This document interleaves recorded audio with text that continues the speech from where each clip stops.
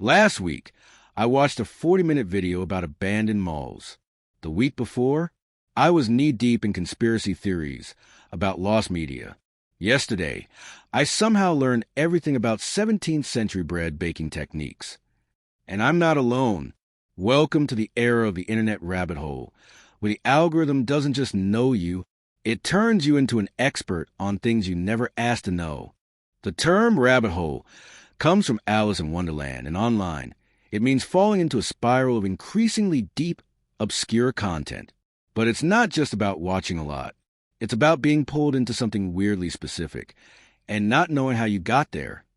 You start with top 10 abandoned theme parks and end up knowing the names of the engineers who designed the Ferris wheel in 1993. Rabbit holes aren't accidents. They're built in. YouTube, TikTok, and even Reddit are designed to keep you watching by clustering similar content. Once you watch one video about haunted dolls, it's all haunted dolls all the time. The algorithm is like, oh, you like trains now?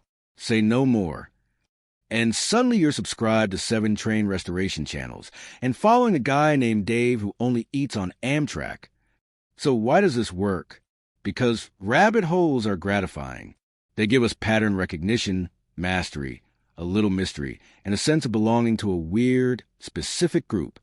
It's the dopamine of learning something strange, especially if it feels like not everyone knows it. You're not just a viewer. You're a researcher, a detective, a knight defending the honor of some 2007 Flash game.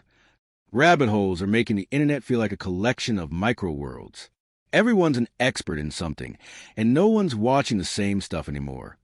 Creators are building entire careers off single hyperniches. One guy explains airline safety videos. Another only covers forgotten VHS tapes. And they're thriving. We used to have monoculture. Now we have a million tiny islands, each with their own lore and side jokes and iceberg charts. Here's the weird part. It doesn't always feel like we're choosing these rabbit holes. Sometimes it feels like the internet is assigning you an identity. You watch one video on liminal spaces? Congratulations, you're the liminal spaces guy now. You didn't plan this. You just followed the algorithm. And suddenly, you're a part of fandom you can't explain to your friends. So yeah, maybe you didn't mean to become an expert on medieval torture devices, or obscure bootleg Pokemon, or cheese rolling. But in 2025, that's just the internet. It doesn't just connect people anymore, it funnels them into holes. Weird ones, deep ones, and honestly, I kind of love it. Don't forget to like and subscribe. I promise I won't get weird, unless the algorithm tells me to.